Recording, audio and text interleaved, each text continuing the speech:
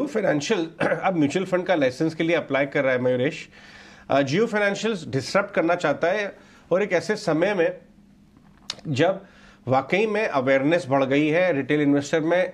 अब mutual fund एक push product नहीं है, लोग खुद करना चाहते हैं। मैं खुद, मेरे रिलेटिव्स पूरे दुनिया में और पूरे देश में फैले हुए छोटे शहरों से फ़ोन आता है, साहब कौन सा म्यूचुअल फंड लेना चाहिए एसआईपी के लिए।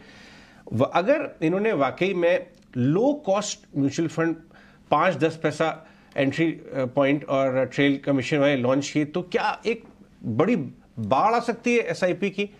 क्या जियो फाइनेंशियल को वॉल्यूम्स मिल सकता है? क्योंकि ये वॉल्यूम प्ले है, अगर ये वॉल्यूम लाने में सक्सेसफुल रहे तो शायद बात बन जाएगी इनकी म्यूचुअल फंड में, और दूसरों की एक तरह से दिक्कत हो सकती है दूसरे म्यूचुअल फंड्स के लिए।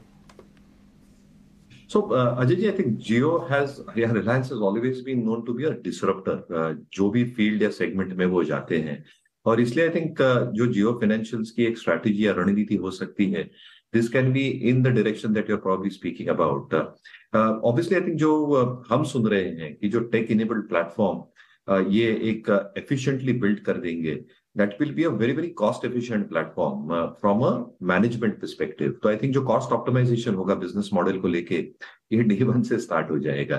दूसरा आई थिंक जो स्ट्रेटेजिक इनपुट्स है, जो मैनेजमेंट टीम है आज जियो फाइनेंशियल्स के पीछे, I think they carry decades of experience with them, तो उनको बराबर पता है कि पल्स ऑफ द मार्केट क्या है।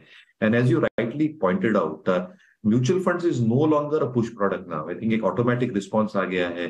आप अगर डीमैट खाते देखें, जो सीडीएसएल का डेटा आया था, maximum accounts have got opened in tier 2, 3 or 4 cities, जहां पे both trading accounts as well as mutual fund accounts have come through.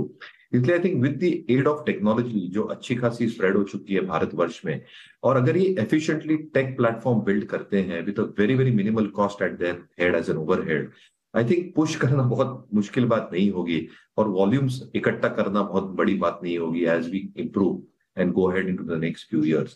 दूसरा आई थिंक जो अदर बिजनेसेस में भी ये जा रहे हैं in terms of management with BlackRock, expectations in terms of some insurance products also getting launched, कहीं ना कहीं आई थिंक जो लो हैंगिंग फ्रूट्स है ये भी कैप्चर करेंगे।